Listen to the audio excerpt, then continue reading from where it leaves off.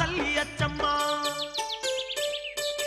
కలియుగము 5000 ఏళ్ళైనాక ధర్మము నాశనమైపోతుందమ్మా సల్ల కంటే కూడా కళ్ళు గొప్పదంటూ తాగేటి జనులే పెరిగిపోతారమ్మా దేవుడే లేడాను నాస్తికవాదులు దేశ దేశాన ఎక్కువైతారమ్మా నిజమైన భక్తులే తగ్గిపోతారమ్మ కపటదారులే పెరిగిపోతారమ్మా ఓ తల్లి అచ్చమ్మ నా తల్లి అచ్చమ్మ కాల జ్ఞానాన్ని చెబుతున్న వినవమ్మా ధర్మాన్ని వీడి ధనము కోసమే అయినోళ్ళనైనోళ్ళే సంపుకుంటారమ్మా అమావాస నాడు ఆకాశములో నిండు సందామామ కనిపిస్తదమ్మా అర్ధరాత్రి సింహ చీకట్లోన మండేటి సూర్యుడు ఉదయిస్తాడమ్మా సర్వజాతులు సంకరమై సంకరులే సామ్రాటులైతారమ్మా మునుముందు జరిగే వింతల్లి గనవమ్మ నేను చెప్పేవన్నీ జరిగి తీరుతాయమ్మా వావి వరసలు మచ్చు కన్నా లేక మానవత్వమే చచ్చిపోతుందమ్మా పగలేమో అన్నా చెల్లెళ్ళు అనుకుంటూ రాత్రుళ్ళు రతులల్ల మునిగిపోతారమ్మా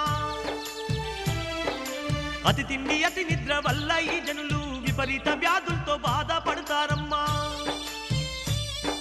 స్థిర నివాసము అన్నది లేక ప్రజలు రోజు సంచరిస్తుంటారమ్మా ఓ తల్లి అచ్చమ్మ నా తల్లి అచ్చమ్మ కాల జ్ఞానాన్ని చెబుతున్న వినవమ్మా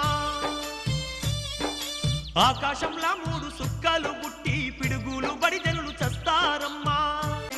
పట్టపగలు సుక్కలాను చూసి లెక్కలేని జనులు రాలిపోతారమ్మా ఇనుప స్తంభాలు చిగురిస్తాయమ్మా రెమ్మలు సాగి పూలు పూస్తాయమ్మా అడవి జంతువులు నగరాలపై బాడి నరుల నెత్తూరును తాగి వేస్తాయమ్మా ఓ తల్లి అచ్చమ్మ నా తల్లి అచ్చమ్మ కాల జ్ఞానాన్ని చెబుతున్న వినవమ్మా ఏనుగేమో పంది పిల్లల్ని గంటే పందులు కోతుల్ని గంటాయమ్మా రెక్కలొచ్చిన కోడి పిల్లలు మనిషి భాషలో మాట్లాడుతాయమ్మా ఇనుప గుళ్ళు నీట తేలుతాయమ్మా అలుకాటి బెళ్ళు మునిగిపోతాయమ్మా భారతదేశం వందలాది ఏళ్ళు బానిసత్వంలో నలిగిపోతుందమ్మా ఓ తల్లి అచ్చమ్మ నా తల్లి అచ్చమ్మ కాల జ్ఞానాన్ని చెబుతున్న వినవమ్మా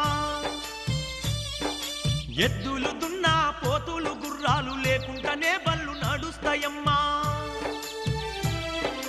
నీళ్ళలోన ఉన్న శక్తితో దీపాలు వెలిగే దినములొస్తాయమ్మా ఆ జన్మ వైరంతో ఉండేటి పులిమేక ఇక మధ్యముతోని ఉంటాయమ్మా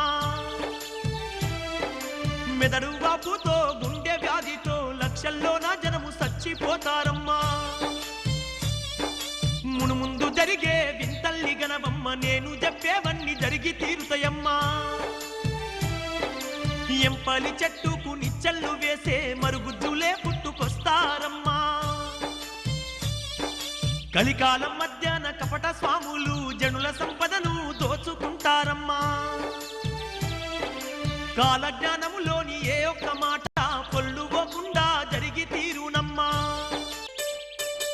ఆరే దొండా తీగ నా మఠముపై పుట్టి 7 గడియల్లోనే మఠమంతా పాకి మఠములోకెళ్ళేటి మార్గము లేక 107 రోజులు పూజలుండావయ్యా మక్కలోన నల్ల పంది బుట్టి మహమ్మదీయుల్లోన తగువు పెట్టేనయ్యా పట్టుకోను పోతే ఆ పంది బెజవాడ కృష్ణానదికి వచ్చి మాయమైతుందయ్యా అరికాలి మంటలు నెత్తికి ఎక్కి వేలాది జనులు అరిచి చస్తారయ్యా ఈ గ్రామములోని అచ్చమ్మ గారి వంశమే నాశనమైపోతుందయ్యా వాళ్ళింట పెరిగిన చింత చెట్టుకు చేమంతి పువ్వులు పూస్తాయ్యా బనగాన పల్లె దుర్రేరు పొంగి 3 వంతుల ఊరు మునిగిపోతుందయ్యా నవాబు పాలన పాడైతుందయ్య వచ్చేటి రాబడి తగ్గిపోతుందయ్యా ఉత్తములెందరూ ఉప్పుకు గతి లేక చిప్పబట్టుకొని చెయ్యి దాపుతారయ్యా లోతైన రాతి గుంటల నుంచి సీము నెత్తురులు పొంగుకొస్తాయ్యా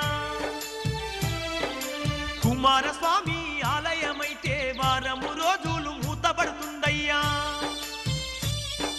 కాళికమ్మ కర్ణాటక రాష్ట్రము దుర్గమ్మ తుర్కాల దేశం పోతుందయ్యా అర్కసోముడు అరవ రాష్ట్రానికి వీరభద్రుడు కేరళకు పోవయ్యా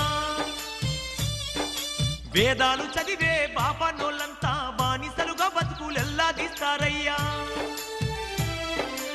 ఓ భక్తులారా నా భక్తులారా ముక్తి మార్గములోన మీరు నడవండయ్యా ఋతువులన్నీ గదులు దప్పిపోతాయ్య పంటలతో పాటే తెగులు పెరిగేనయ్యా వేప చెట్టు నా అమృతం బుట్టయ్య చేదు తీపెక్కు తీపి చేదగునయ్యా భావనమ సంవత్సరమందున భారతదేశాన నదులు పొంగేనయ్యా